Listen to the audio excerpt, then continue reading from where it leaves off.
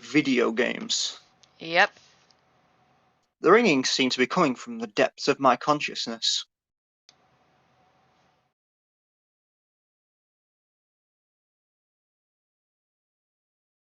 The question really fucking is at this point, where even were we? Well, is this the direct start of day 4? It could be day 4. I know it's day 4, but is it the direct start of day 4? I think. It's been a week, so. Yeah. After I came to my senses, I realized the cause of the ringing is my alarm clock.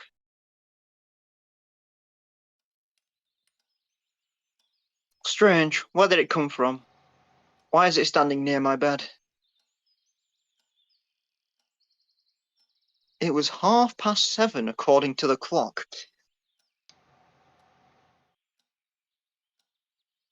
Olga had already left, and there was nobody to force me to go to lineup. Thus, I can sleep a bit more. No! No. This man! Why? Don't dodge stuff. I closed my eyes, but it seemed like my consciousness had already had its coffee and was ready for a long, productive day. I need to get up. Yes. Yes. Yes. I should plan my day out after all. I need to at least find out something today. But still, nothing came to my head. Go to lineup. Yes. Fine. I need to wake up and completely wash myself.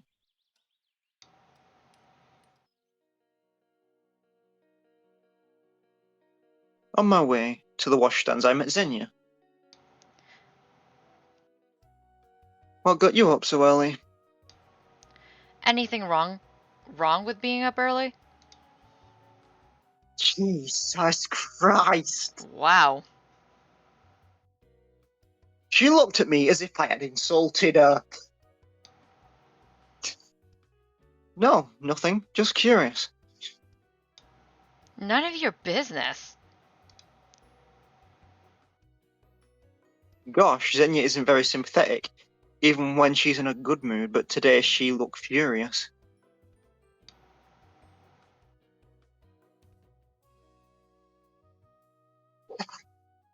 The cold water perked up me up. The fog in my head dissipated, and my thoughts started arranging themselves. Curiously, I started to worry about finding a good place in the canteen, more than about finding answers. I brushed my teeth and was going to leave when a quiet sound wafted past my ears. It's probably a squirrel or some other animal. I heard another sound, this time a bit farther.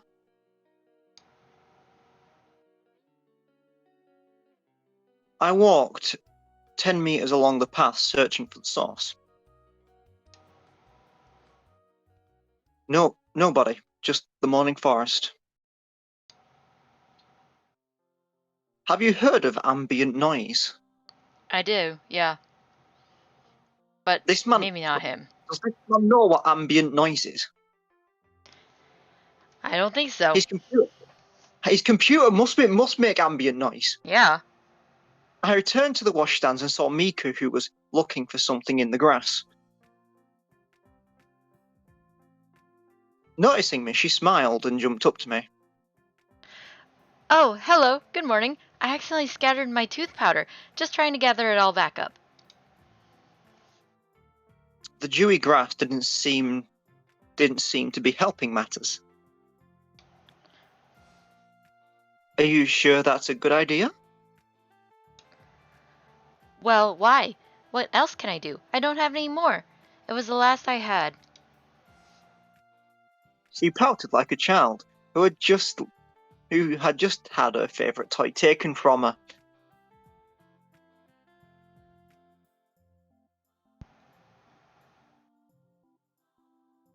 Here, I'll give you mine. I dug into my bag. No tooth powder there. Strange. Didn't I just put it in there? I walked away for just a minute and now it's gone.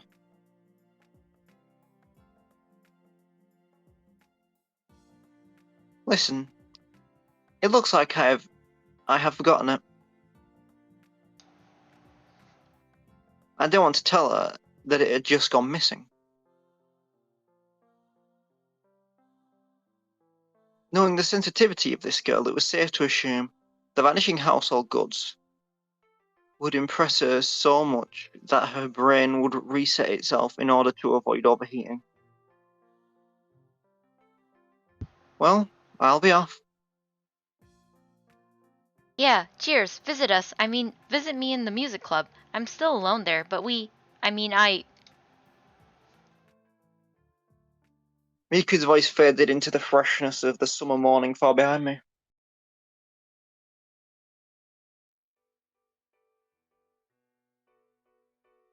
Getting back to the leader's cabin, I took my cell phone and looked at the battery meter.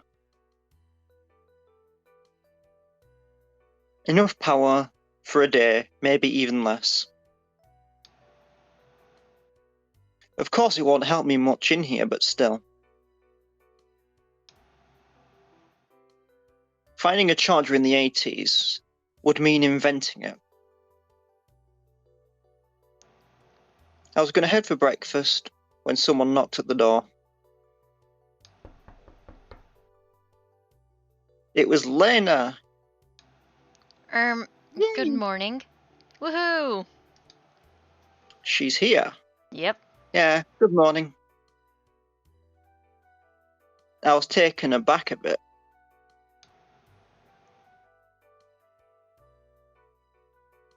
Events of the previous day were still fresh in memory, but they didn't want to speak about them.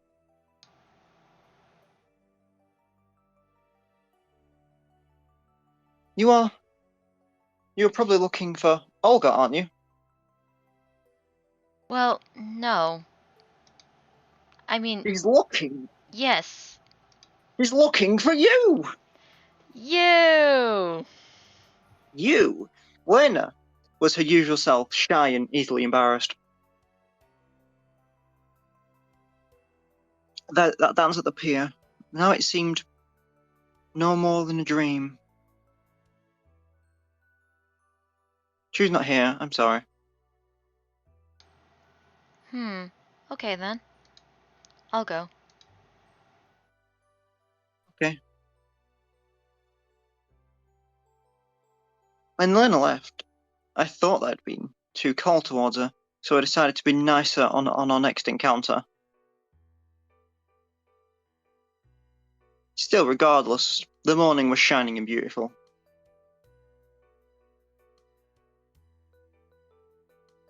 The bright sun was shining over space and time. Space and time-displaced Pioneer Camp, Sovanyuk, warming its residents and filling them with energy to spend for the day productively. Or in my case, to waste in futile efforts to find an explanation for everything happening here.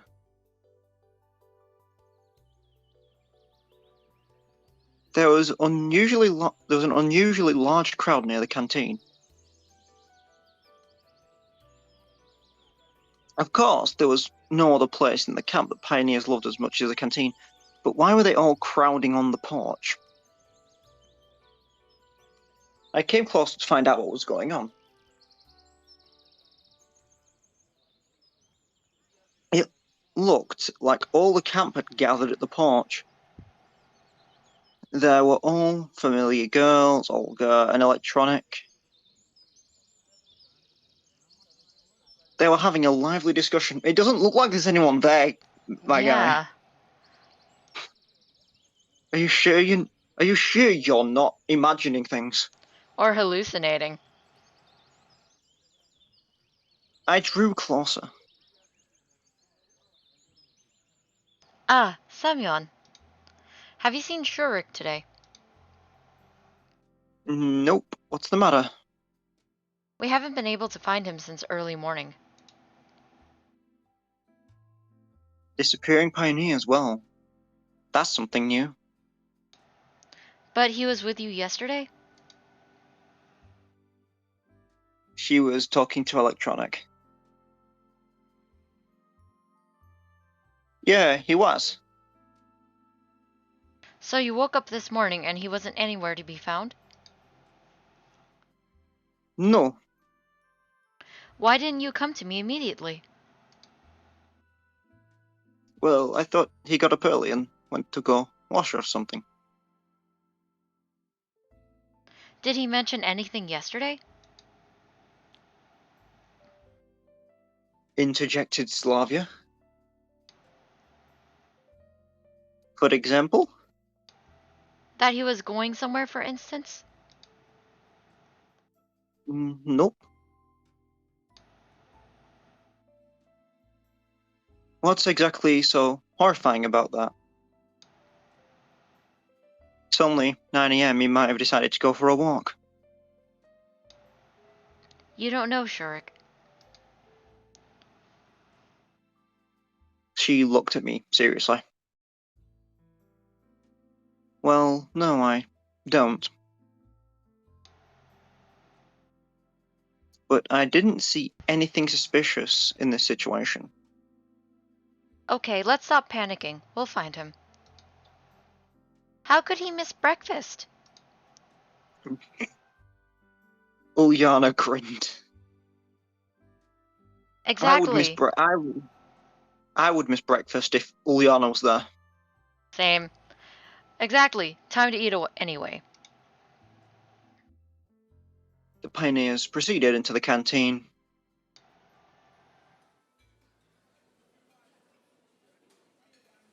Yet again, I had no choice where to fit in. The only free place was at a table with Alyssa and Ulyana. Take a seat. She pointed at the chair next to her. This is going to end so well, right? Yeah. I sat down. Aren't you gonna get your food? Good idea. I hadn't thought about that. Today's breakfast didn't look much different from yesterday's, but it looked more appetizing. Or maybe I was just very hungry. Or maybe I was eager to finish it off as soon as possible to avoid yet another Ulyana prank. Wanna go to the beach with us today? When? Right after breakfast. Generally speaking, relaxation wasn't on my agenda today. But if I was going to spend my time thinking about why shouldn't I do it while getting a suntan? Sure, why not? Ah, cool. She smiled nicely. I bet you're planning another prank. No, not at all. Ulyana waved her hands at me. Doubt. Something about Ulyana just says she's always planning a prank. I know. She sure is. Alyssa grinned. She's always like that. No way. I think she's right. Nobody believes me. I wonder why. Yeah, gee. Ulyana took her tray of dirty dishes and stood up. Enjoy your meal. She said in such a way which left no doubt nothing good awaits me today at the beach. Me and Alyssa were left alone. You know, I guess I should go with you after all. Why is that? Shouldn't go with you after all. Oh. Yeah. Well, I've got something to do. And what exactly would that be? She looked into my eyes. I couldn't even find an appropriate excuse. You need to think about this beforehand. Yeah. I don't even have a swimsuit. Try mine. Well. Oh. Ah. Uh. Yes. Ah, yes. This is gonna go fantastic, right? Swimmingly. Yes.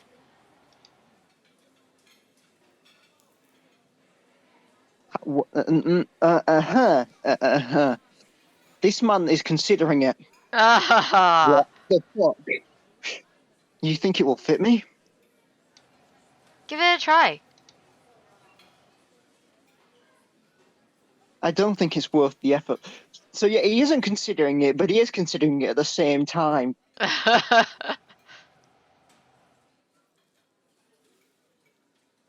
Don't don't be a wimp. We'll find you some swimming trunks. Those words only added to my fear.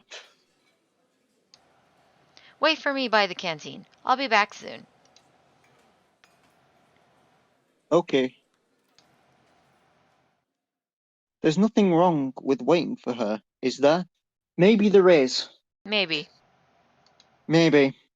She's as temperamental as Xenia. Yes. Finishing my breakfast, I left the building and sat by the stairs. Pioneers, all having their own business, hurried past me one by one. No one stopped by me. No one even looked in my direction.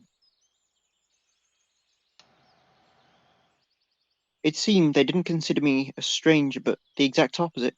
Just another teenager their age. Their comrade, you could say. I caught myself thinking that I had started to consider this camp and its inhabitants with not as much caution as I had on the first day. That is what we call progression. Yes. Indeed, Alyssa was back in a couple of minutes. Ready? Ready for what? She gave me the trunks. Though you could hardly call them trunks. They look like pink boxes decorated with butterflies and flowers.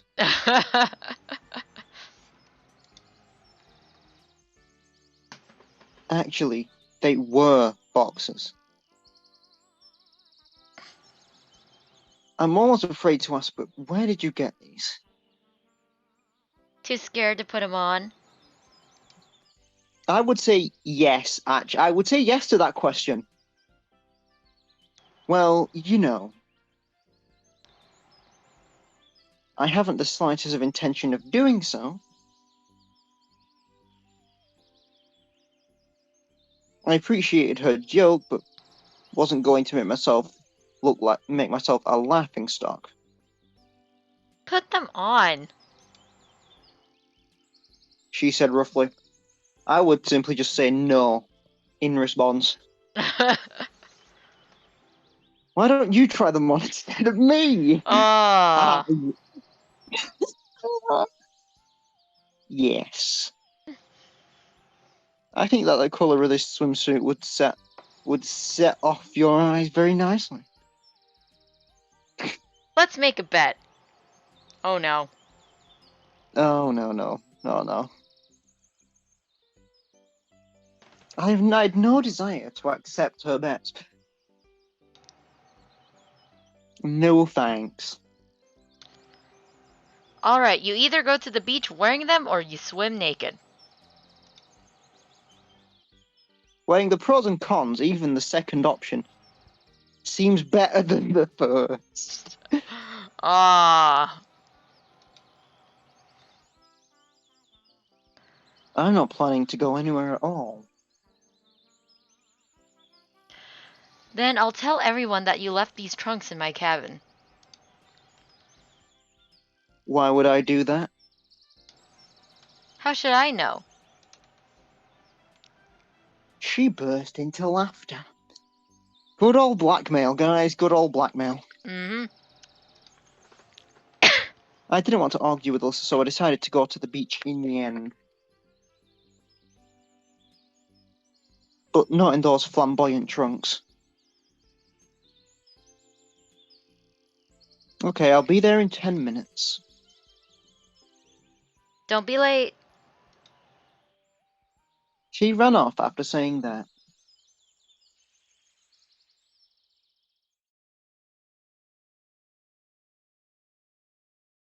I dragged my feet to the leader's cabin to get a towel and hopefully find something like trunks.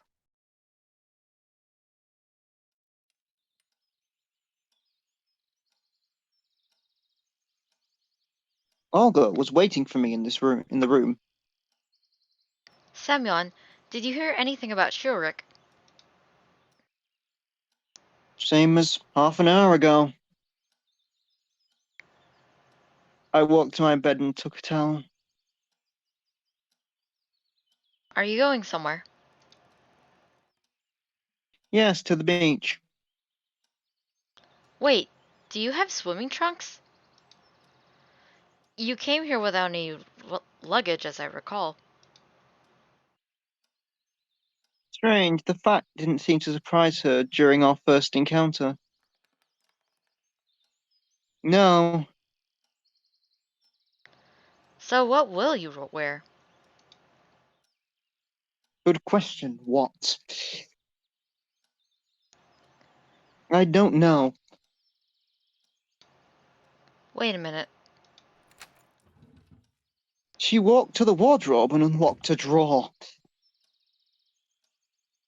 In a moment, she had a pair of normal black trunks. Where did she get those? Where, in fact, did she get those? More importantly, why? Someone from the previous session might have forgotten them. Considering all the strange things in this camp, it wasn't really surprising to find men swimming trunks in Olga's room. Thanks. The trunks were just my size. Odd coincidence, this. Yes. Odd coincidence.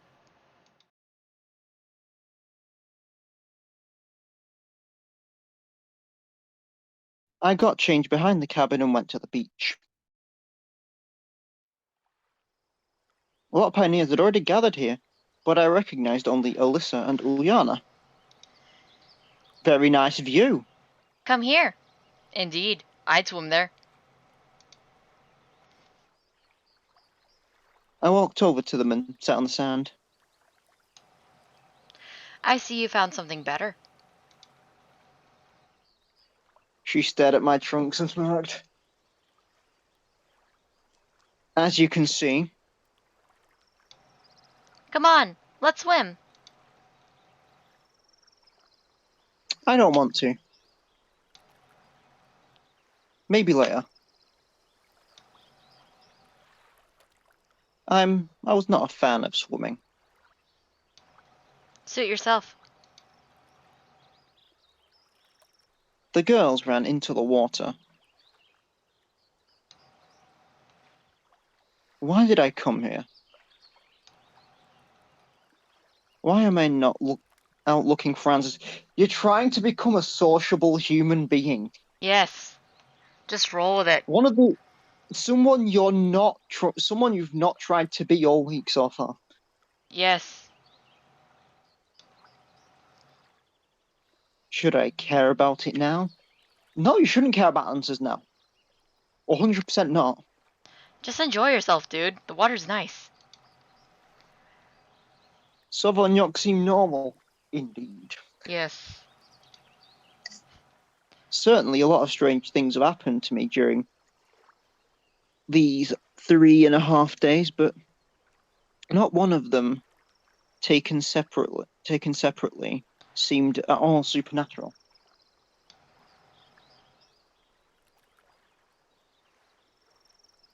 Especially since I didn't get any closer to finding so much as a clue.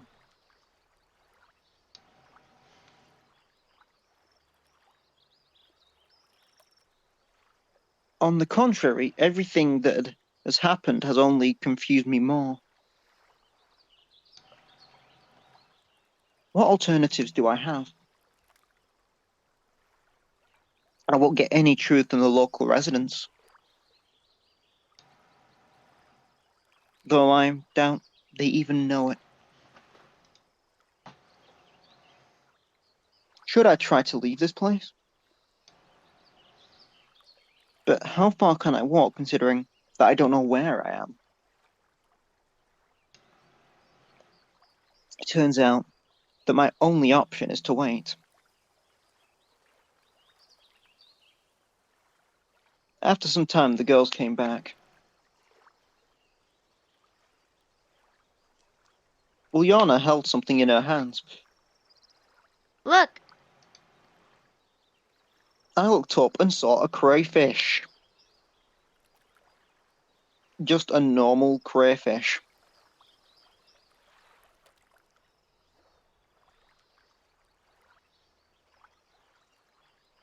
Uliana lay next to me and started to torment it. Leave the poor animal alone. Why? It's just a crayfish. So what? It has a right to live too. I'll rip its claws off and ask the cook to boil it for dinner. As if we have nothing else to eat. I looked at Alyssa. She seemed to be totally uninterested in Uliana's fun with the poor sea creature. Tell her. What's wrong? It's a crayfish. It deserves it. Oh, good lord. Good fucking lord, this... It looked like the girls missed their lessons in nature in primary school and lacked empathy for the environment. Yep. 15 years later, they were seen cutting down trees with chainsaws. Yeah. Give it. I snatched the crayfish off Uliana. Suit yourself. I was a little surprised she didn't resist. I looked into the eyes of the poor animal. They didn't express anything at all, but I thought that if it could speak, it would certainly be outraged. Maybe it would even go to the UN Convention of Human. Ah. This man stays so much in his own fucking head. It makes me want to die. Yes. To tell the truth, I wasn't sure that would help.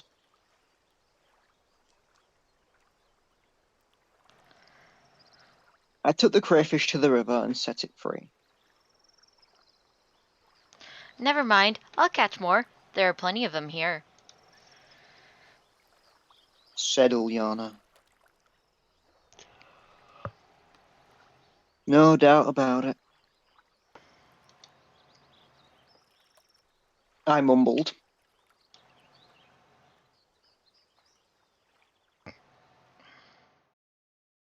Time passed and I was getting sleepy. I fell asleep. I don't remember what I was dreaming about, but if I was dreaming at all.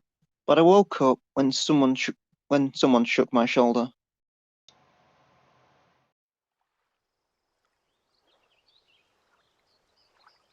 Olga stood next to me.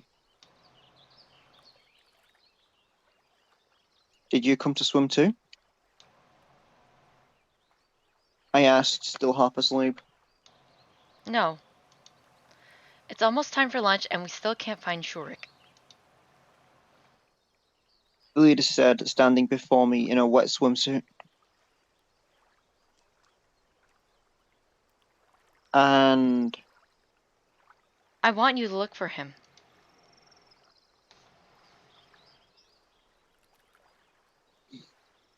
It seems like I'm the only pioneer in this entire camp. I was sincerely outraged. Maybe you should just get involved. Yeah. Every time it was getting clearer, Olga considered me her errand boy to be used like a slave. No, it's just called getting involved with the community. Yeah. Or vice versa. If I came to you, then I want you to help me. Why exactly me? However, I was just giving it some thought and decided to agree. After all, my shoulders and back got sunburnt while I was sleeping, and searching for Shurik would let me get acquainted with the unexplored locations of the camp. Okay. It was not exactly right to wander about only wearing a swimsuit trunk, so I should get changed first.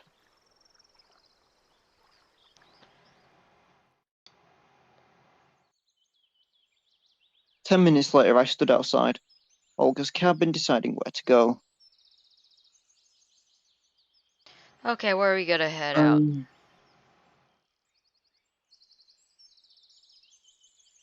Is it possible to go where Lena is? Okay, where's Lena? It is not possible. The I I will have to have a look at something now. Is this guide even fucking clear? I don't think it is. Oh.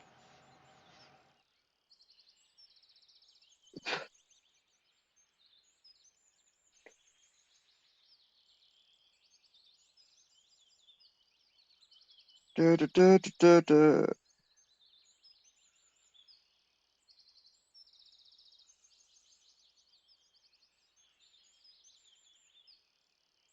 So, duh, duh, duh.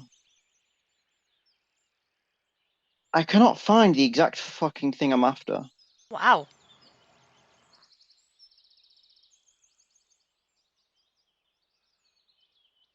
Everlasting Summer Guide. There we go. Detailed walkthrough. There you go.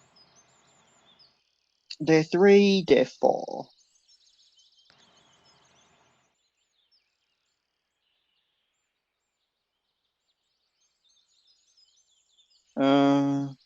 Forest.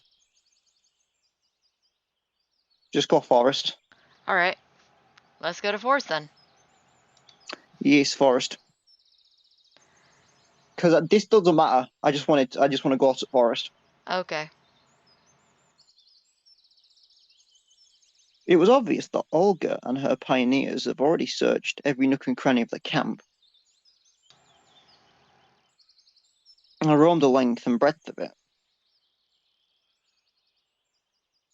So probably it's not worth looking for Shurik in the canteen or the beach. Or in the cybernetics club. It's his second home. Or maybe his first. Thus, it might be worth looking around the surrounding forest.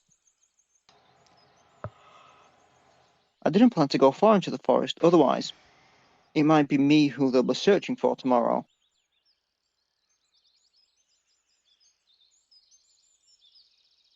I didn't really visit the countryside often.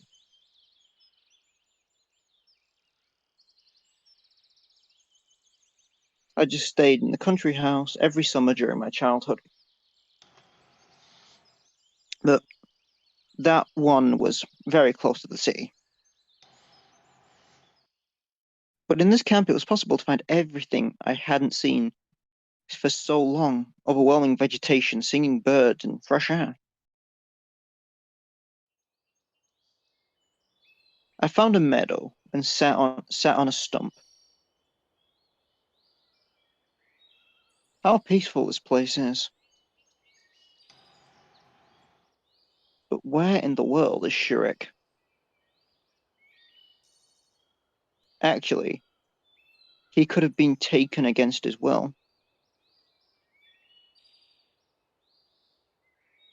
This camp is far from normal, so pioneer disappearances should not be at all that strange. An intriguing possibility could be the work of whichever force sent me here. Or is it just some separate local entity's doing? Lost in my own thoughts, I didn't notice how the grass before me started moving. I looked closely and saw a squirrel. It approached me carefully and stared at my hands.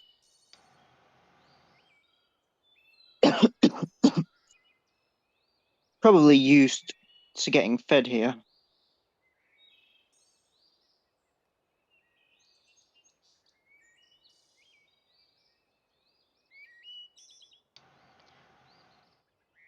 Sorry, friend. I don't have anything with me. Of course, the squirrel could not understand me and continued to just sit there, waiting for treats. I felt sorry for it. I didn't have even a crumb of bread in my pocket. I realized that I'm ashamed to look in its eyes, and it decided to move on.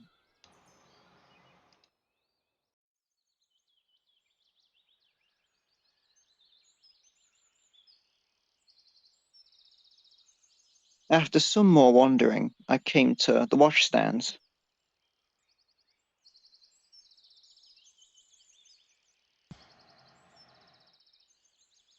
Turns out that he is not in the forest either.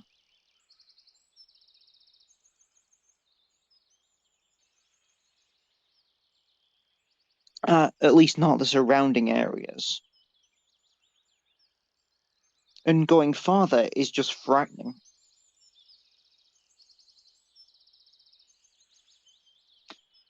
I walked to the washstands and took off my shirt and tried to wipe myself down because I was all sweaty.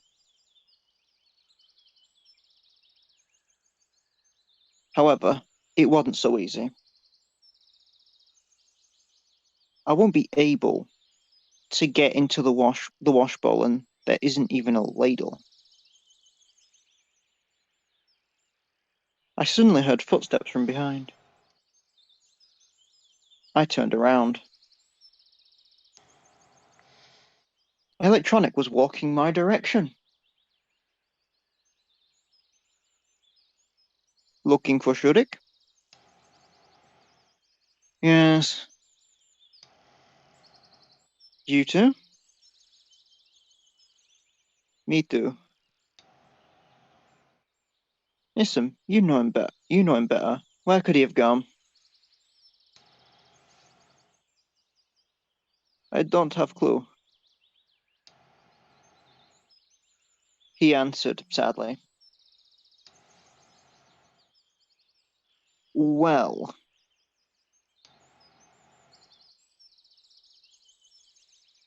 I just don't understand why everyone has made such a fuss during the night.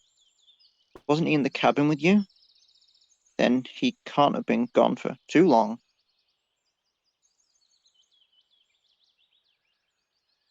Maybe he went for a walk. You tried this answer. You tried this before. You, you don't know Shurik, said Electronic excitedly. He is fanatical, dedicated to his work. His life consists of robotics and cybernetics. People like him are one in a million. No, in a billion. His talent is boundless. I look up to him. He is a man of steel. So he's Superman. Basically. That film is horrific, though. Which one? Batman versus Superman? No, Man of Steel. Oh, that one. Yeah, that one was bad. No, simply triumphant. At that moment, he looked like Hitler. Oh, making a speech in front of a crowd of thousands. Oh, Oh, this man's head. Even his gestures matched. wow. Just wow. Okay.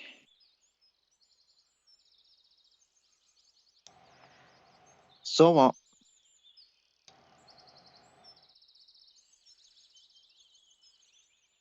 So what? You don't understand, do you?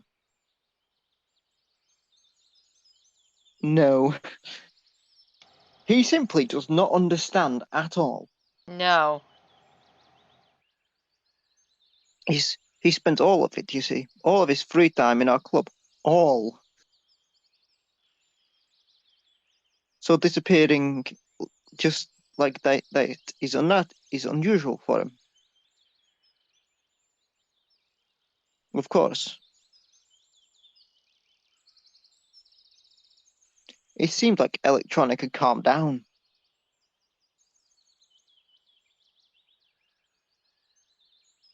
Okay.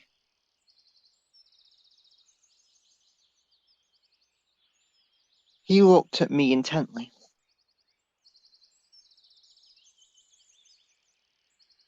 Are you going to wash? Not really.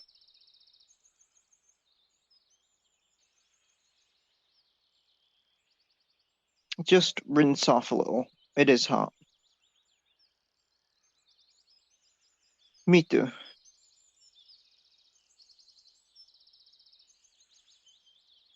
He looked around.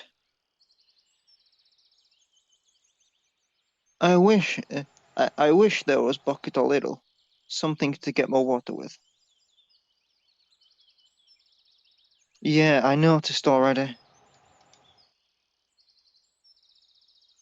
Then let's do this.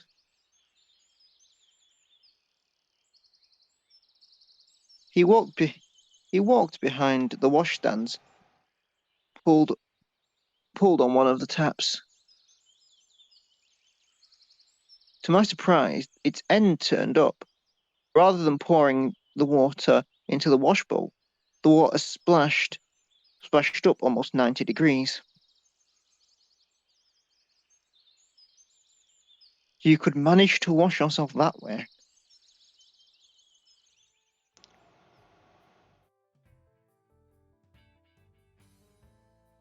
Meanwhile, an electronic took off his shirt and then squatted, so it seemed like he pulled down his shorts. Finally, some good fucking food. Indeed. Very tasty. Yes. I couldn't really tell, because the washstand he was behind concealed him up to his waist. He directed the stream towards himself and started to sing something quietly.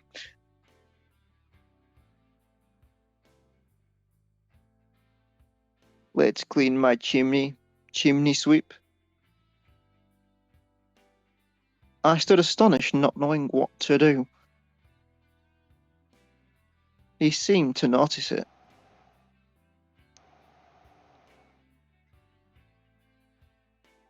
I'll wash myself, and then let you use it. Gosh, I got such a massive chill. Ah. I see the main character is also enjoying the view. Yes. Come on. Make a. Why can't we have a cheese electronic route? Why? Someone has possibly actually done that as a mod, because you can mod this game. Ooh.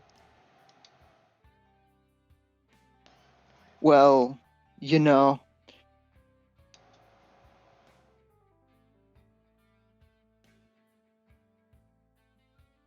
I just remembered that I have something to do. Gotta go. Wow. Out of all the eccentricities of electronic, the moment I just saw was the weirdest one. Okay.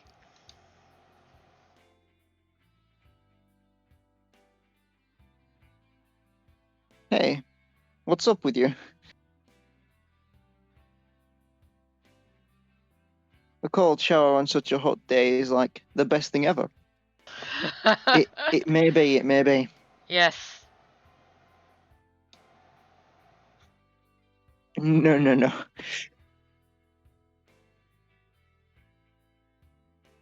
That won't do.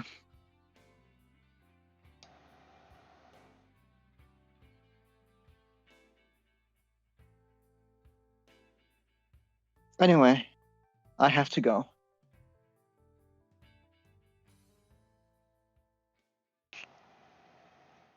I put my shirt on quickly and ran back into the forest.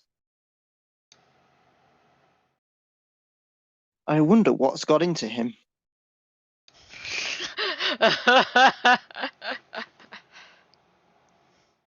Where are we going next? Is the infirmary open? No. No, it isn't. Oh yeah, you need to choose two of the destinations here. Yeah. Bus stop then. Alright.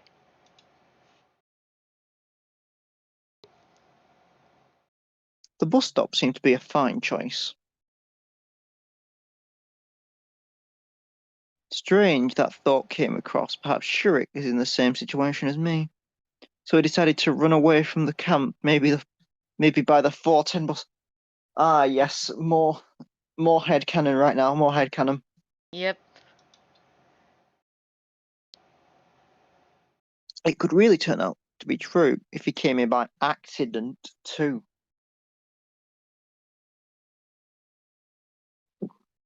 Although the chances of that are quite slim.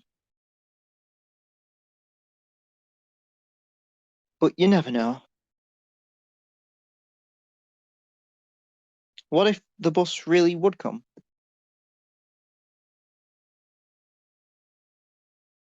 However, I could hardly believe in that.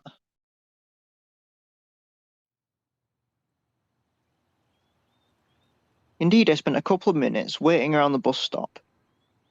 I made sure that there were no signs of Shurik or anyone else here and headed back to camp.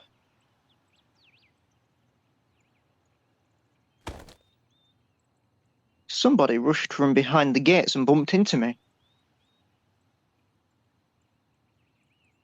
The impact wasn't strong, so I just staggered.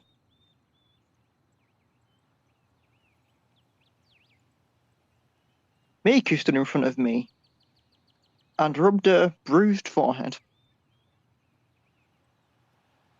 Oh, sorry.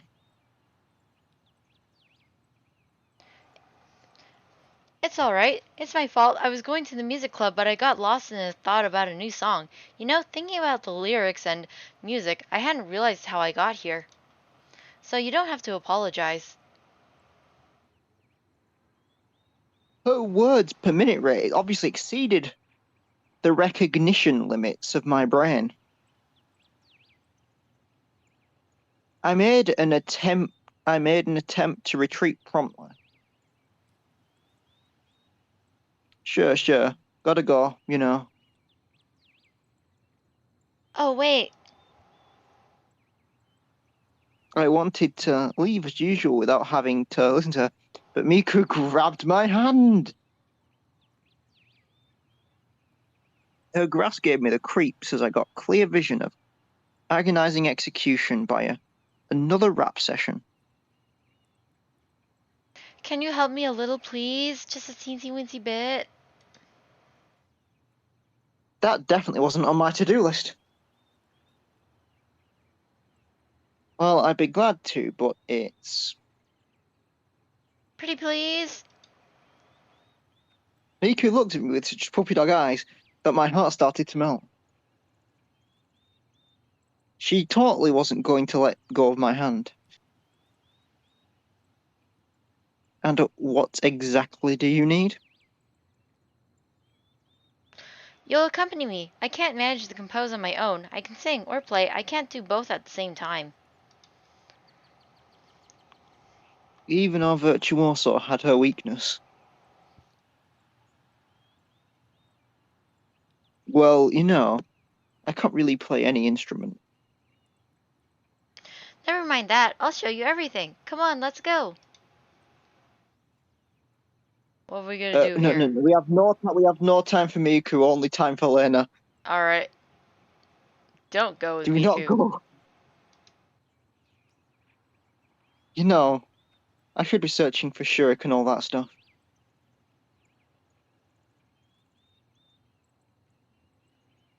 Miku looked at me with frustration. How sad. Just for a little bit.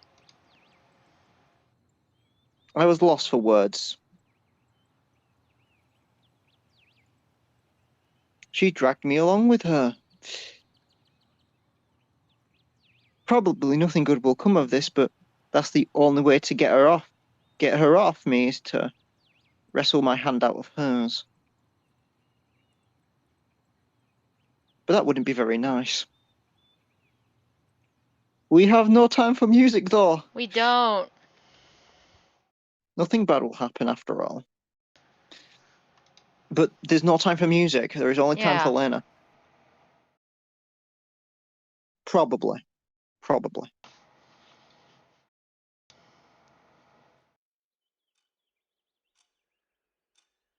Within minutes, we were already standing in the music club.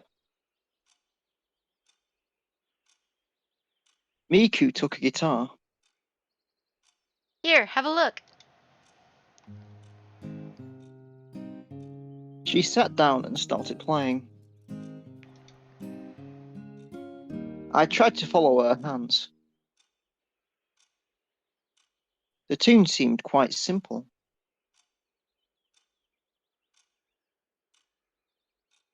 It seemed quite easy to repeat. Got it? Kind of. Let's try. I took the guitar and started playing. That didn't really work out. Let me show you one more time.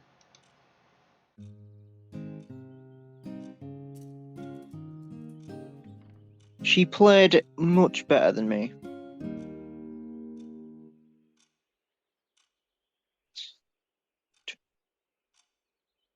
Looking at Miku, I wondered. Of course, she was a chatterbox. She was naive and clumsy. However, she was extremely talented in music. Try again.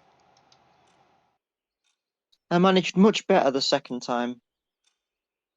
Wow, that's much better. She smiled. It wasn't hard, in fact. Just repeat the same notes over and over. Just don't lose track.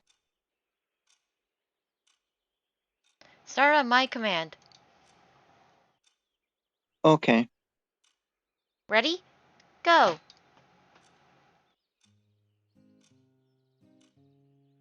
It was a song in Japanese. Who would have guessed? Yes.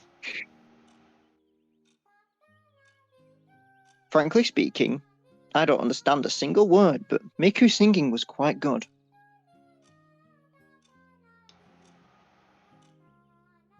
In fact, it was outstanding.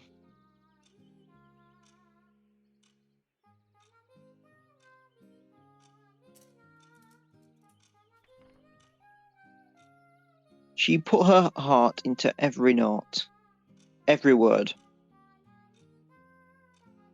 Yeah, music probably is the very best thing for her to dedicate her life to. It seemed like it wasn't her who chose music, but the music had chosen her. The last half an hour presented Miku in a completely different light.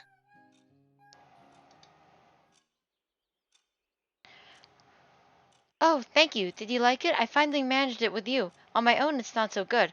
I either mess up with the words or miss the strings. And it's just perfect with you. Thank you so much. You really have a talent, you know. Just to play like that without any preparation. Nope. It seems I changed my opinions about her too hastily. Thanks for the song.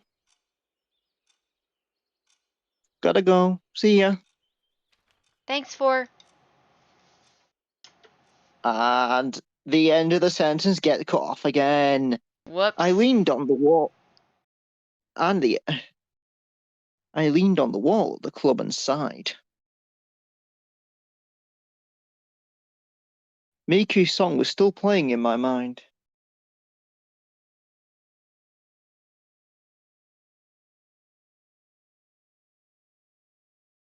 I went for lunch with mixed feelings, with a sense of accomplishment and with a sense of realization of time wasted.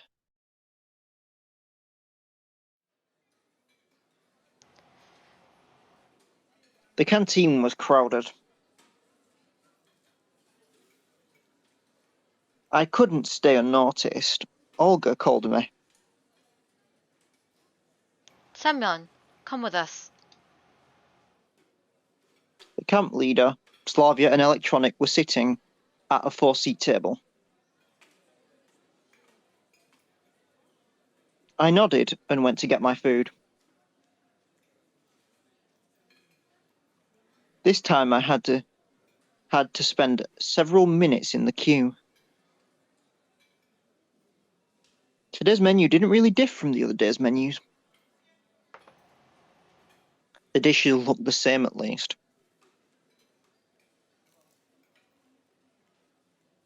When I sat at the table and wished bon appetito on Olga said, So, what are you thinking? "About what?" We searched for Shurik all around. It's noon and he's nowhere to be found. I took note of the rhyme but didn't want to point it out. We looked all over the camp.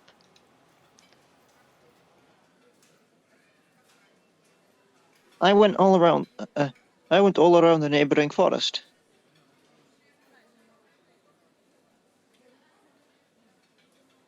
Olga looked at me.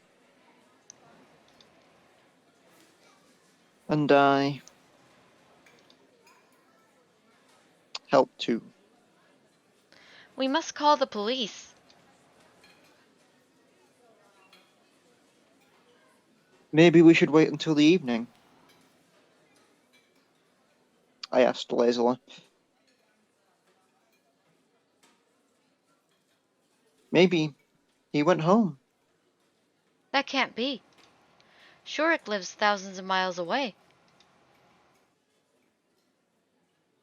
By train? The nearest station She paused. is far off. Now it was getting interesting. Every time the conversation reached the point of concerning ways I could leave Sauvignok, all the camp inhabitants started changing the subject. How far is far? How long's a piece of string? Yeah, really far. Real helpful. How long is the piece of string? That is the question you need to ask. The camp leader looked at me, indicating with her expression that asking more questions was not advised. So, should we go deeper into the forest? Maybe he got lost. Shurik always takes a compass. Chimed in Electronic.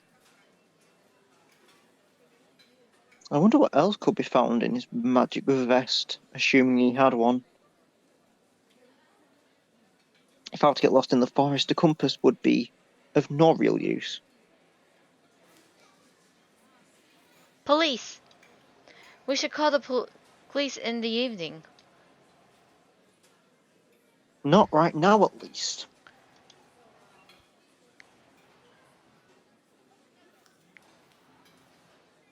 Okay, so you'll do it later?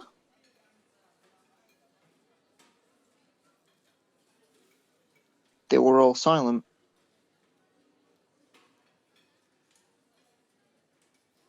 We should be able to find him before the evening. We still have time. If he actually got lost, we have no time to lose. We cannot be sure. Then where is he? Where? There was some truth to the camp leader's words. Hiding the whole day, just like that, is suspicious. Why would he do this? Shurik seemed to be quite the serious pioneer. Ulyana would have been better fit for his behavior.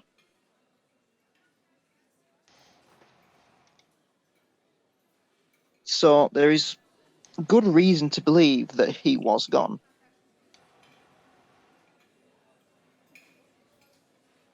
All that can be done has already been done. We'll just have to wait.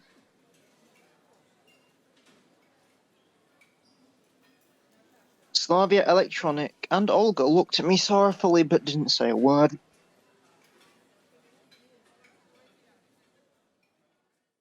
I finished my lunch, took the tray back and left the canteen.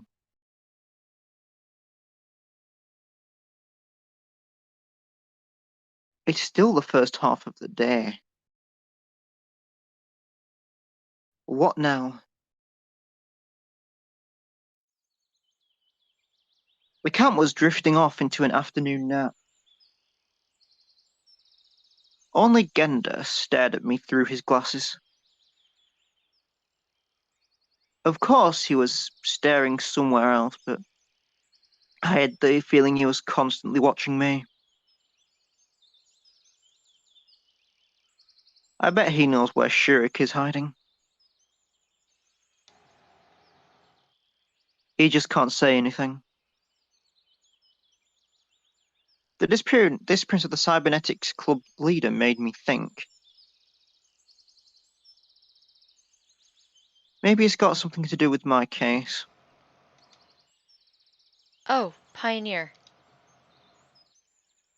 The nurse stood in front of me. I looked at her curiously. Go and take my place in the infirmary. I have an urgent call. Somebody is injured. Me? Yes, you. Take the keys. The nurse threw me the keys. Why me? Isn't there anyone else in this camp? What exactly should I be doing? What if something happens? Oh, what do I do now? I miss my chance to refuse.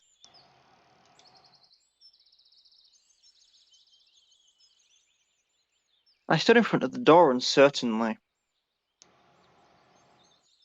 One of on on the one hand, there's nothing to worry about. I'll spend half an hour or so and she'll be back. But what if someone comes for actual help?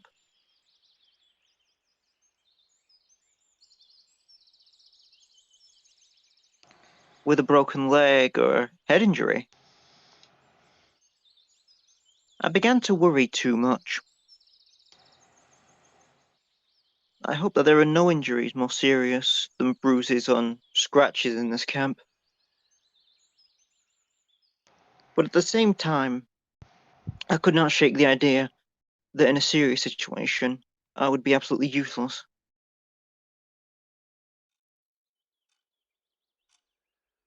I don't even know how to perform CPR. A magazine on the nurse's table caught my attention. A good way to relax.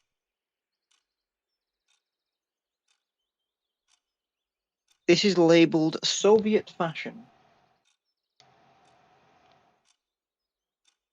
The publication date and month were absent.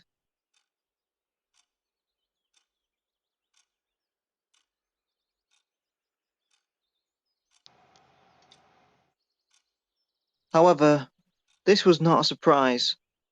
There were much stranger things happening here.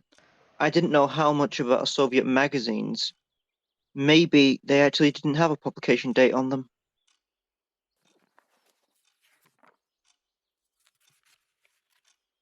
Models dressed in the old-fashioned clothes stared at me from the glossy pages. Nowadays, nobody would wear such clothes. I smirked. I wonder if Slavia, for example, considered this fashionable.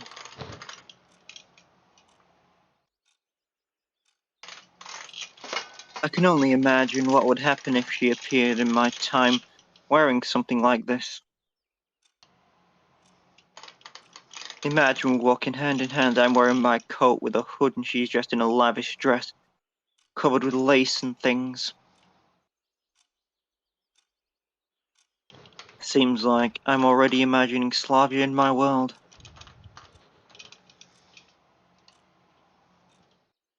With me. And not only Slavia. This dress better suits Ulyana. This cute saffron would look good on Alyssa. This skirt and cardigan would look nice on Lena. If only they could be real. No, I saw them, heard them, could even touch them. But they are still here, and I simply don't belong in this place.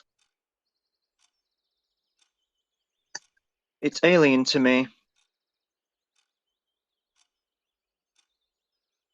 I'm just waiting for a chance to get out of here. Waiting because nothing is up to me anymore. I sighed, put my head on the table and fell asleep.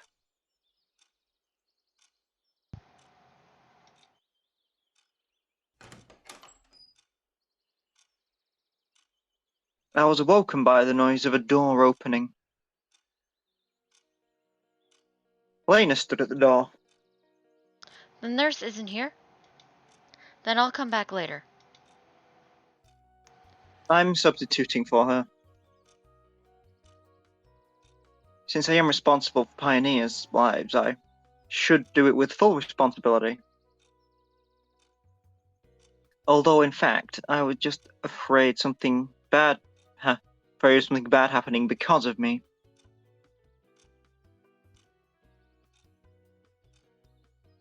Any health complaints? I tried to give Lena the most professional smile I could in order not to confuse her.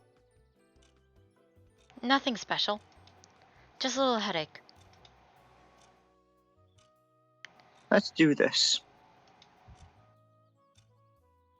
Some painkillers, maybe? Of course, I wasn't aware where to find required medications, so it took me a while to find them.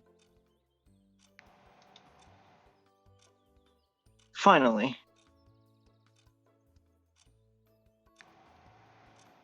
I handed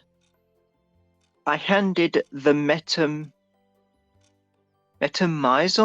Yeah, Metamizole.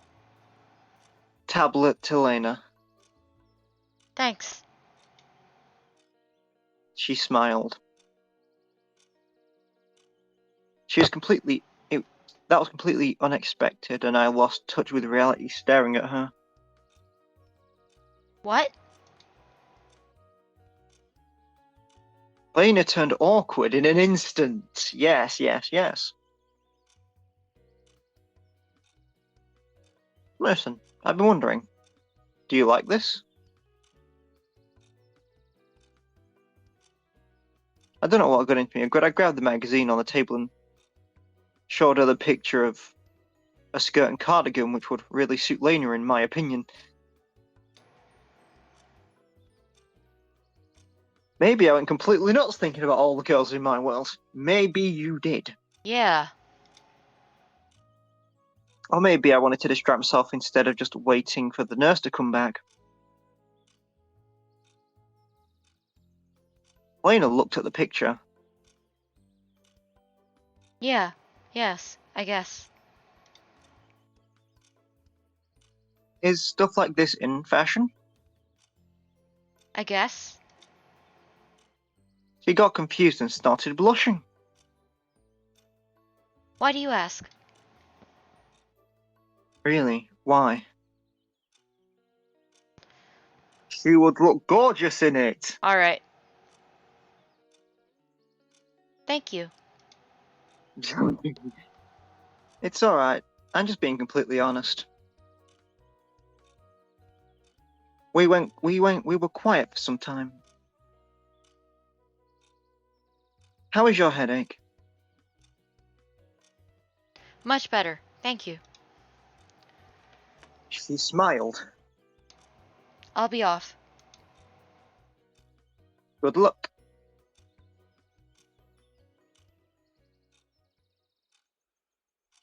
Elena went out, and I continued to look through the magazine.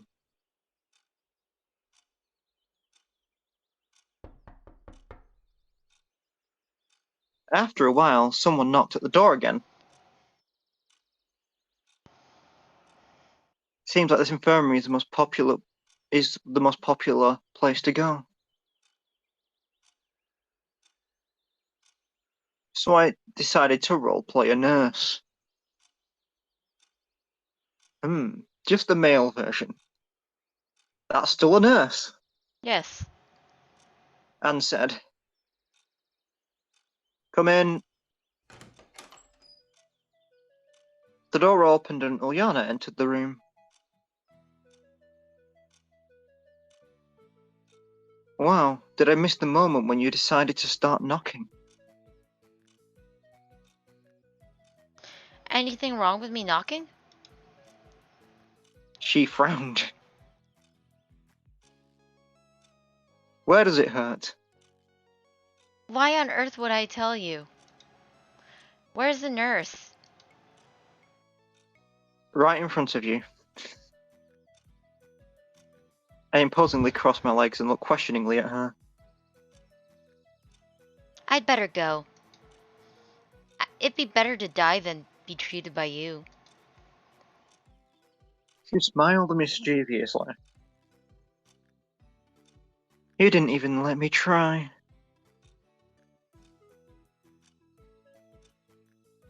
Ulyana frowned at me for Ulyana thought for a moment. Though you could give me some pills. What's bothering you? It took her some time to reply. A heavy stomach. Oh, God. Ah. Oh. Ah. This man, I want to fucking murder him at this point. Ah. Sure, it's not an empty head. Oh, Lord, oh, Lord. I muttered under my breath. What did you say? Nothing. Give me a second. I found pills in the first drawer I opened. Thank you, doctor. She smiled cheerfully. Watching Ulyana, I could not imagine how such an optimistic and active child could have any health problems.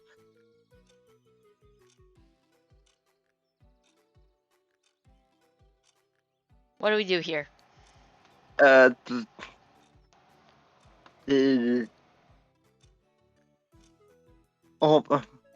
Overdose of stolen candies, right? We'll continue what this man is doing.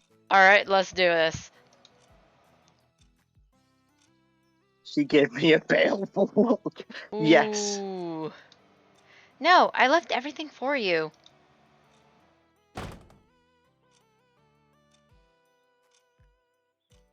Uliana ran out of the infirmary and slammed the door. Maybe I shouldn't have said that. You already dug the grave. He already started digging the grave. Yeah, you might as well keep digging. We just dug it even further for him. Yeah.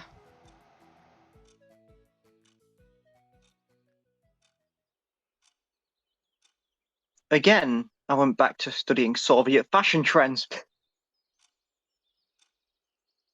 Time passed, but the nurse was still absent. I wasn't searching for Shurik. I wasn't searching for Shurik. Wasn't looking for any clues concerning my situation. I was just sitting and flipping through a magazine. Just for a moment, I felt quite satisfied with the situation. So far, everything has happened here. Could be seen as just a trip to a summer camp. And if nothing changes anytime soon, then I can start worrying. Again, somebody knocked at the door. Did I miss the outbreak of an epidemic? Slavia was standing at the doorway. Oh, hi. Isn't the nurse here? Nope. Hi, no, she's not. I'm taking over for today. Great. I'd like... She hesitated. What? By the way, Semyon. Slavia said and looked intently at me. What? It seems like I lost my keys. Have you seen them anywhere? Sure I have. Yes. Yeah, I found them near the canteen yesterday. Wanted to return them to you, but forgot about it. I was really bad at lying. My cheeks were red and my eyes were wandering around and my hands were constantly shaking. Here. I was already preparing myself for an appropriate scolding, but Slavia only took the keys and said, Thanks. So, what have you come for? I really needed to change the subject. Does anything hurt? No, it's nothing. Strange. I wouldn't even think that such an open person as Slavia would keep something quiet. Is there something bothering you? Tell me.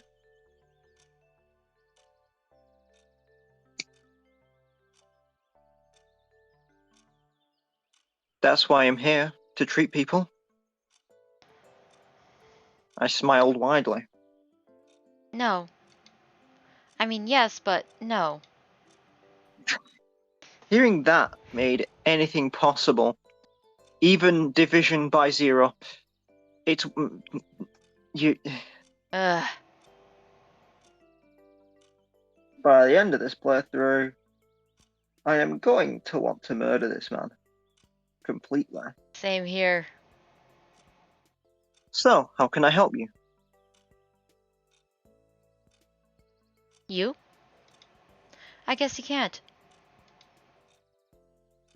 She smiled and was going to leave, but suddenly stopped. However, could you step out for a minute? Why not? Okay.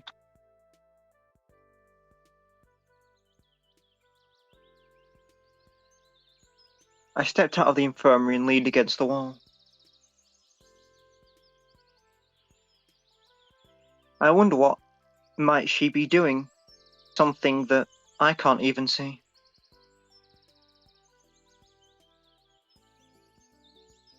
After a minute, the door opened and Slavia came out.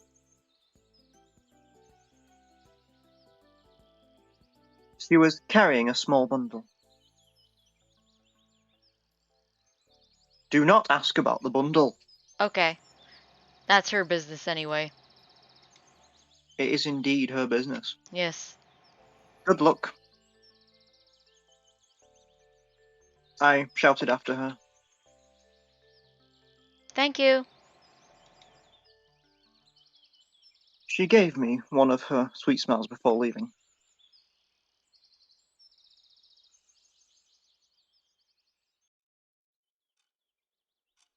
I looked at the time.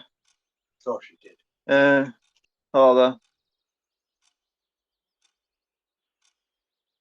It was getting late. I read the magazine backwards and forwards, but the nurse still wasn't here. Suddenly, the door burst open and Alyssa rushed inside.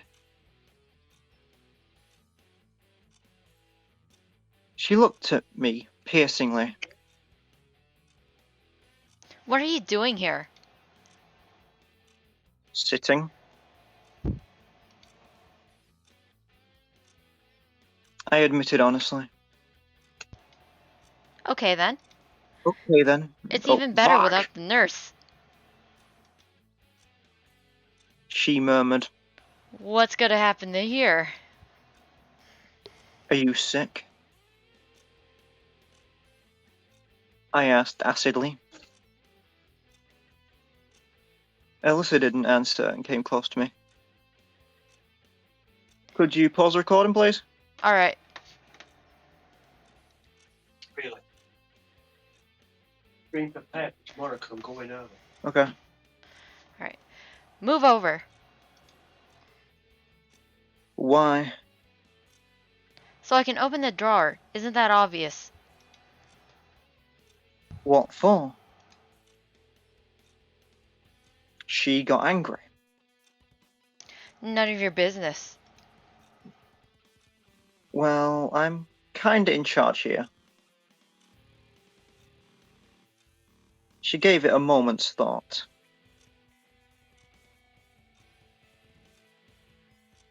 Then give me some activated carbon. Stomachache? Yeah. She grinned sharply. I don't think it's a stomachache, do you? No. She's not Ulyana. I got the feeling there was something wrong here. Yeah, same here. Do not give her carbon. Nope. We do not give the carbon to this girl. No. Goodness knows what she's gonna do with it. Really? A stomachache? Really? Doesn't seem so. What, do I have to toss my lunch all over the place for you to believe me? I don't know what terrible things can be done with activated carbon, but I'm sure you will think of something. She hesitated. And what if you're right? There. I knew it. I'm certainly not giving you anything. Alyssa tried to get to the drawers, but I blocked the pillbox with my chest, like Alexander Matrosov. Alexander Matrosov was a Soviet infantry soldier during the Great Patriotic War, posthumously awarded the title of the Hero of the Soviet Union for blocking German machine gun with his chest. Okay. Ah, yes.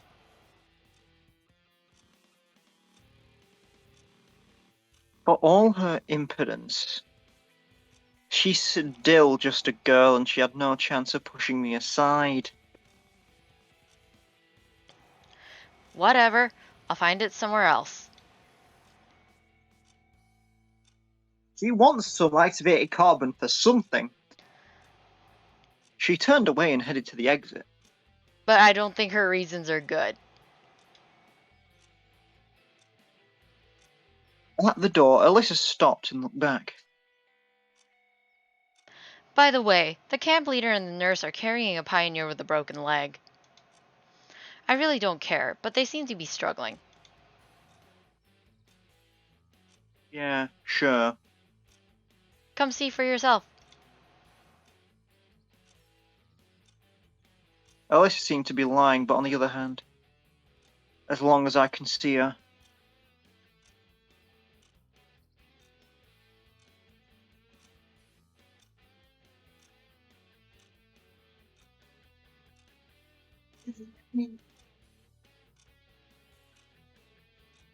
I came to the door and looked outside.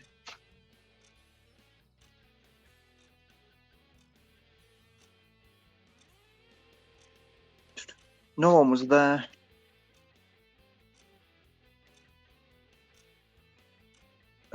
Where exactly? They haven't reached here yet, then. She made a helpless gesture. Have fun.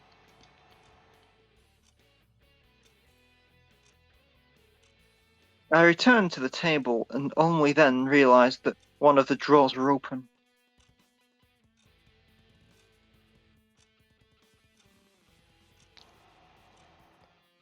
How did she make it so quick? I turned my back for just a second. Though, what evil can come from activated carbon?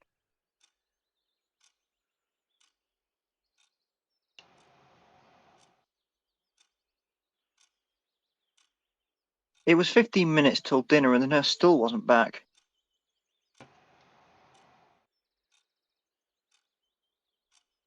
I guess just leaving the place like this won't do. She asked me to look after it after all. And who knows what might happen after I leave? Though, who would want to steal anything from here? Except for Alyssa stealing activated carbon. I opened the magazine again and began flipping through it for the nth time. The fashions of the 80s weren't that fun anymore. Yawning got me several times. It was already 6 o'clock, so dinner has already started. Of course I had to be on the watch till the end, but my stomach seemed to have its own opinions on the matter. I stood up steadily and headed to the exit. A rustling sound came from behind the door. Could it be someone else who got poisoned, broke their arm, or something even worse? I sighed heavily and pulled back the doorknob.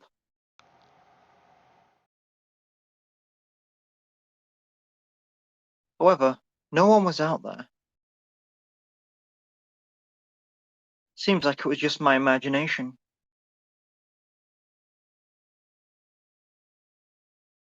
I returned inside and instantly noticed that something had changed in the infirmary. To be precise, an apple had appeared on the table. But where from? Fruits can't just materialize from thin air by themselves, can they? Though in this camp, anything is possible. Chances are someone brought it in here. Maybe Lena wanted to thank me. Given that she's all shy and... But wait. How could she slip in past me like that? Lena wouldn't climb through a window after all. So there must be something else. I was suddenly overwhelmed by fear. What if the apple was poisoned? Oh my god. Yeah, this man, too dramatic for his own good. Yes. Though, why would someone complicate things when I'm here totally helpless and can be killed way more easily? Or it might be just an apple which Eve tasted in the Garden of Eden. In that case, I certainly shouldn't eat it. The same second my stomach reminded me that it was there rumbling treacherously. However, it would take time to close the infirmary and reach the canteen to get food. My stomach is about to eat itself. There is nothing wrong, I guess. Once again, I try to remember if this apple was here before. In the end, it must have appeared from somewhere. Maybe it got here through the window. The shutter was slightly open. So someone must have reached in and put it here. Nothing serious, however. You still do not eat the apple. So don't eat the apple. Yes, get proper food instead of a singular apple. Yes. Apples may be healthy, but it can't give you everything. You need protein. Yes. Protein. No. Even assuming this is a normal apple in any case, I shouldn't eat unwashed fruit. Just like that. I found a reason for my fear and put the apple away. It was time to go for dinner.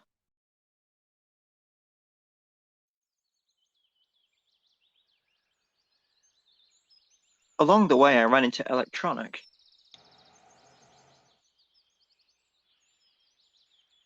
How's it going? Did you find Shurik? No, still no sign of him. Don't worry. We'll find him. I tried to cheer him up. Too much time has passed. I'll just keep on searching. What about dinner? No, finding Shurik is more important. He muttered thoughtfully.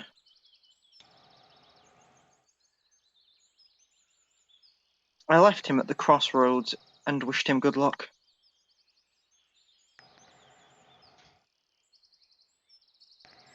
Pioneers crowded in the doorway. I quickened my pace, trying not to be the last one in line, and at least for today.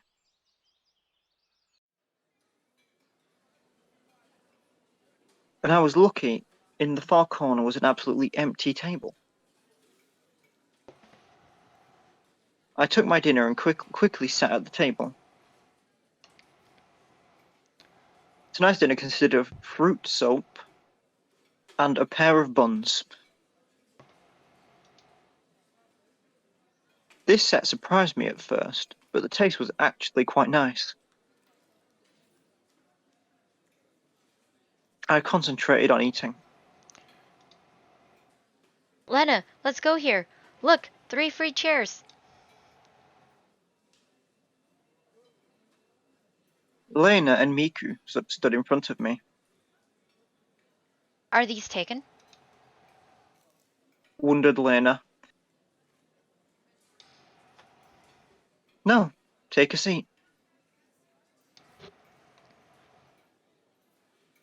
Of course, I wish you were alone. Thank you. As soon as Lena said that, Xenia jumped out from behind her back. I'll sit here. There are no places left. He said, putting a tray on the table and sitting down, not even waiting for my answer. Sure, make yourself at home. I muttered sorrowfully. What? Nothing. To tell you the truth, I wanted to reduce the whole company to just Lena, though neither Miku nor Xenia were causing much trouble. Except one was too talkative and the other was too arrogant. Ah, yes. Yes. But nevertheless, they were absolutely harmless, especially comparing them to some others I could name.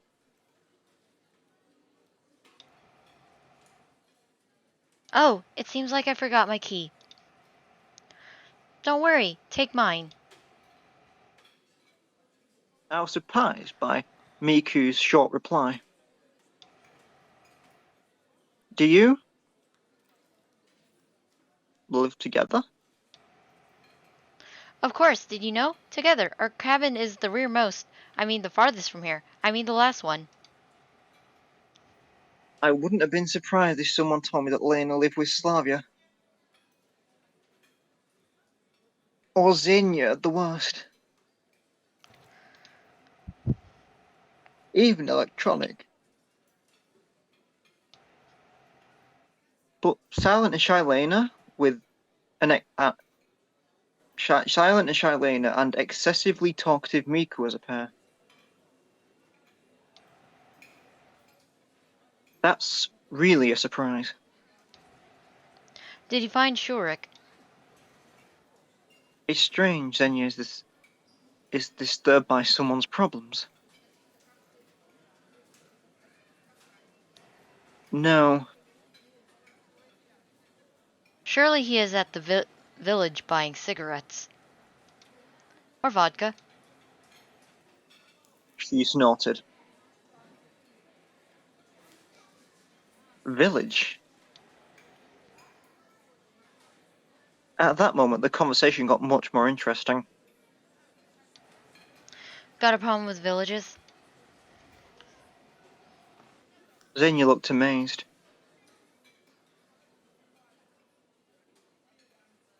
You mean there's a village nearby? I think so. She said uncertainly.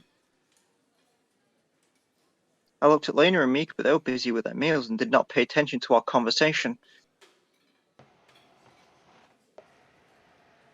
You mean you don't know exactly? Why should I care? Xenia stared at her dish. But there must be something nearby. Listen, Listening. I don't know. Will you let me eat? Seems like I won't get anything from her. Though there is a chance she really doesn't know. The remaining time was spent listening to Miku talking about some nonsense. I was just going slowly mad in silence.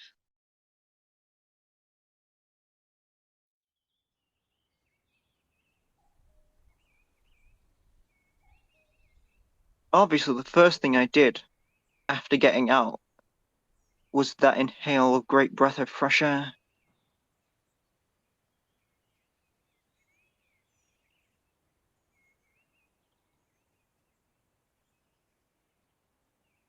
The sun was setting. I decided to take a walk.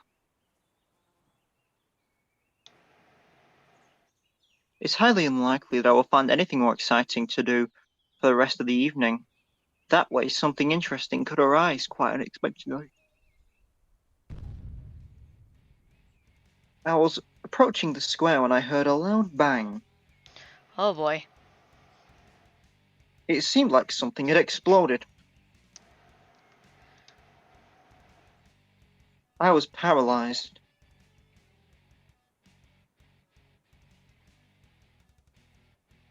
I am in a hostile environment, not knowing the rules and laws of this place. It would be better for me to run.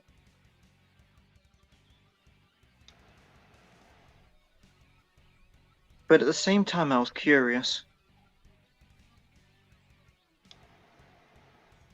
Probably I would have to just keep standing there, but somebody grabbed my hand. It was Olga. Why are you standing here? Let's go and see what happened. How'd you ever manage without me? Jesus Christ. I know. I begged her pitifully. It shouldn't be anything serious. I hope. She hopes, yes. When we came to the square, there was already a crowd of pioneers.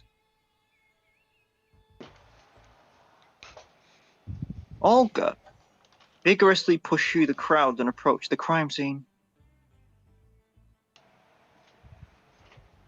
Obviously, someone had tried to blow up Genda. But the attackers failed. The moment was still standing upright. The monument was still standing upright.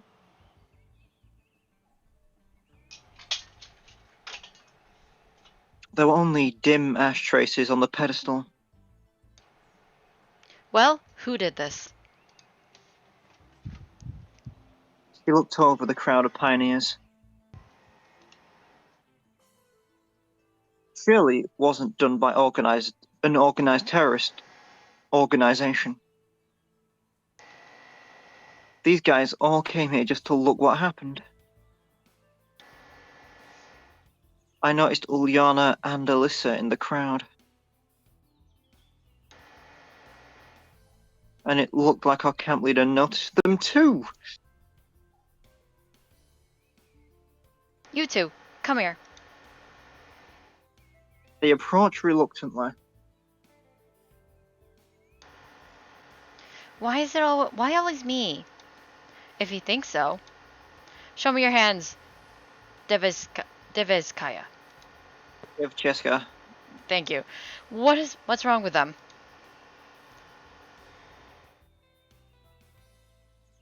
I looked closer and saw they were smeared with black. Now it's clear. What did you make a bomb with? The junior terrorists seemed to hesitate over whether or not to confess, but then blurted out proudly. Activated carbon, saltpeter, and sulfur. Oh. We were right to not give her that. Yeah. Bomb! Wait a minute. Carbon.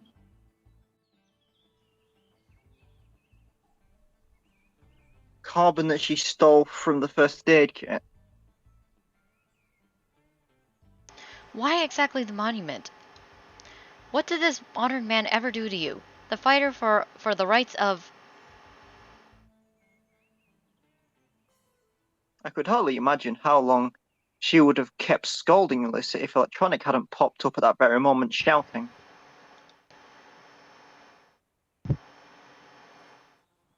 I found it! I found it! Everyone turned towards him. He held a boot in his hand.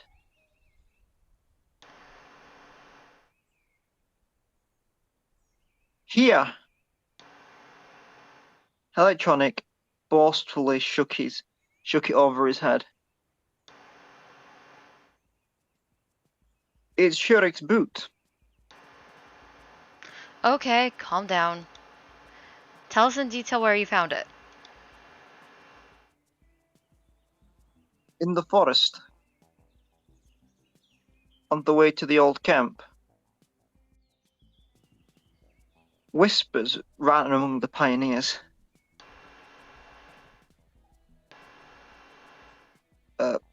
old camp? The old camp?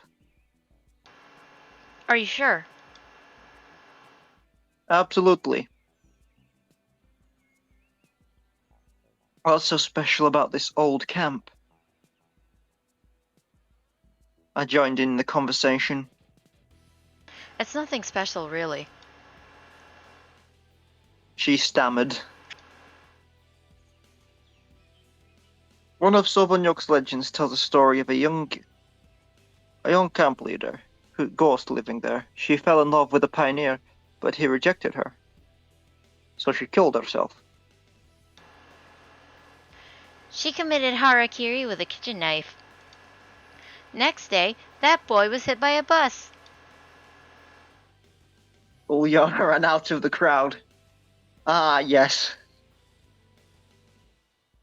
A bus. I refrained from asking the route number. Ah. But science does not acknowledge the existence of ghosts, so we have nothing to be afraid of. Anyway, somebody should go there. Suddenly, the crowd started to thin out. Olga, it's almost night. Maybe tomorrow?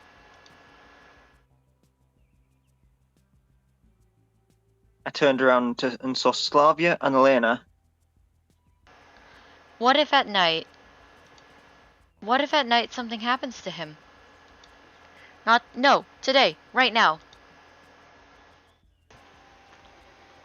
By the way, where is this place?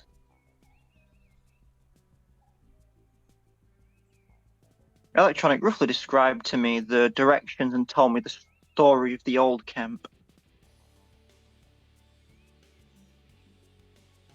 The camp leader looked at me attentively. If you think that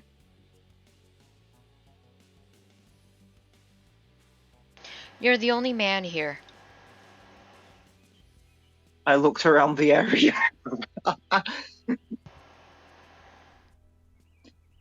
She just threw giant shade at Electronic. Yeah, That is some massive fucking shade. I know. Of course. Electronic was quick to flee. Wow. Still, I still didn't want to walk into the woods alone. If you ask me, I would. You know exactly who we're going with. Lena? Yeah, Alright, let's go. let's go. I won't have to go there alone, will I? Olga thought for a moment. You may be right. We'll go together tomorrow. For the last few minutes, I'd noticed Lena had a strange look on her face. As if she wanted to say something, but didn't dare to.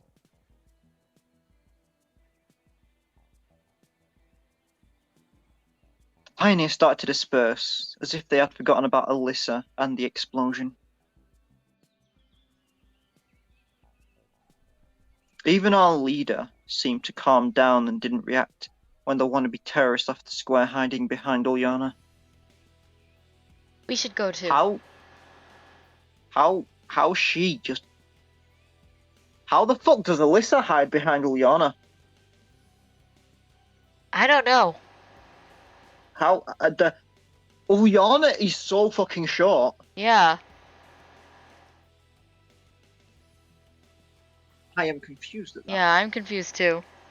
We should go too. Yes.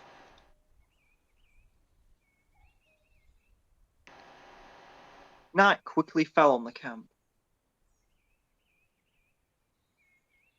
There was a brief moment between the first rays of setting sun till complete darkness here in the south. Or maybe, in this world, you don't have enough time to enjoy the variety of sunset colours. It was too early to go to bed, but the leader confidently walked into cabin, as if mentally dragging me with her.